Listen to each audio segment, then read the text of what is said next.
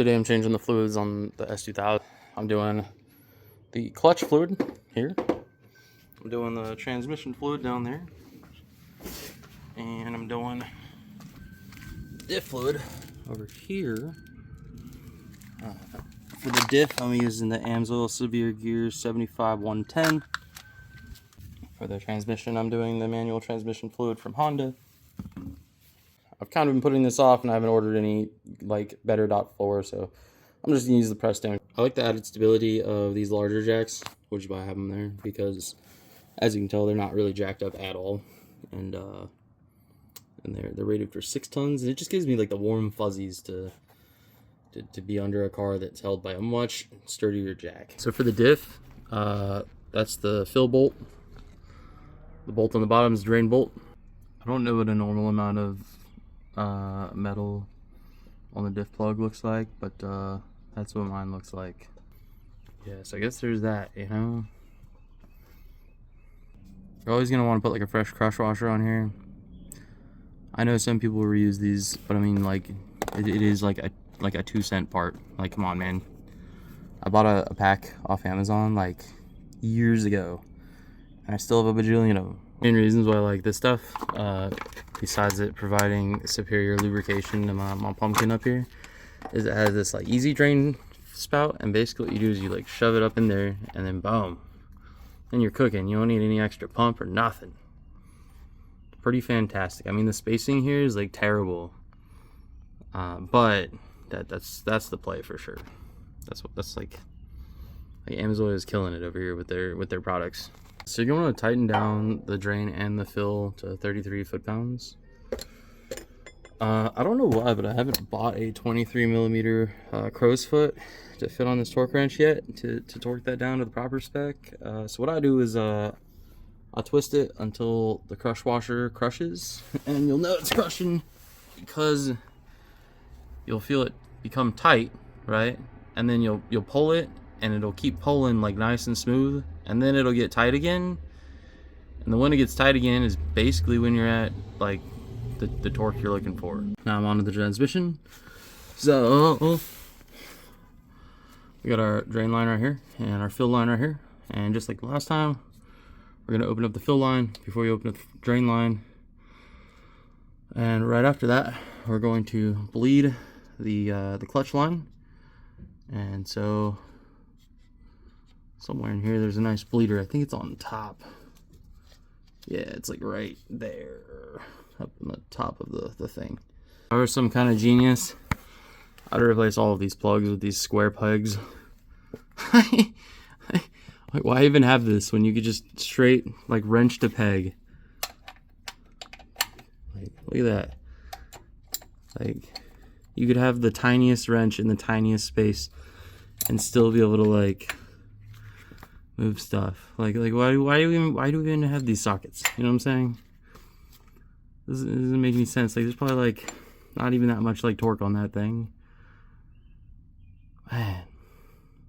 Under the car, and I'm making messes. So I still have like a little bit of drainage out of the top hole when I pulled the plug out. The bottom hole will release a whole bunch of fluid, especially if the car is warm, so just be careful not to like burn the shit out of yourself while you're trying to catch fluid with the pan. What I did is I held the pan up close to the hole, that way I could catch as much as possible, but it's still like quite drippy. And then I missed some of that initial oil, so that's all over my cardboard now, so that's fun. But yeah, that's what it looks like. I got my plug there for my bottom, my plug for the top, somewhere, my plug for the top. I'm gonna throw some new aluminum washers on there, and then we'll get it filled up. For filling, I get these pumps off Amazon. They're like arguably overpriced, but still worth it because it makes it really easy to pump the fluid into the car. This fits some fluids. If I remember correctly, it doesn't fit these fluids, but it doesn't really matter. Basically, it's a hand pump, you know. So any hand pump will probably do, but these ones are cheap enough to where I think they're like $4 or $5, so when I'm done, I just throw them out. Like, get a new one. This one was kept out of a bag, so I'm gonna pump a few pumps of like fluid through it before just shoving it in the transmission, just to make sure that anything in there gets flushed out. So I went to bleed off this fluid, and it bled off really fast. So there's my fluid. I got it topped off down here.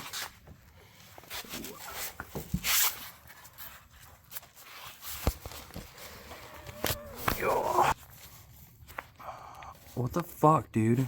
Alright, so here's what we got. We got my bleeder, which is up there. One really important thing that you want, or rather, one really important thing in general is you want to put your hose on there, and you want your hose to run higher than the bleeder valve is, right? So that way when you let it off, it doesn't let air back into the system.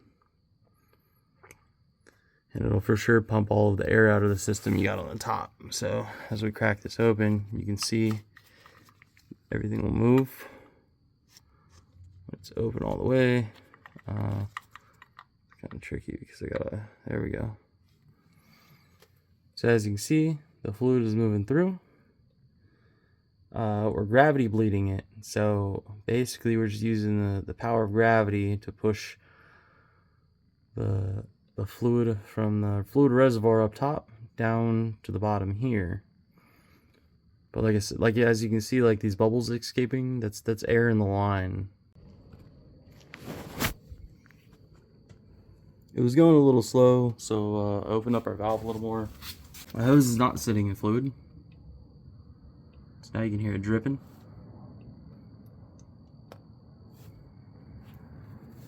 We shouldn't see it dripping though, that's not good. You should just hear it dripping.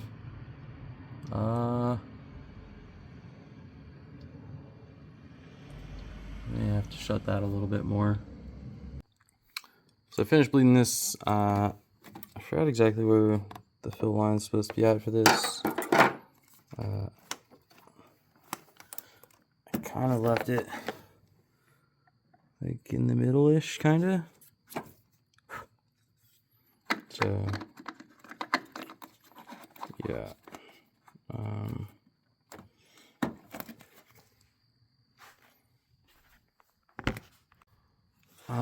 Don't forget to put your little rubber cap back on your thing, you know, that'll help keep dirt and contaminants out of it.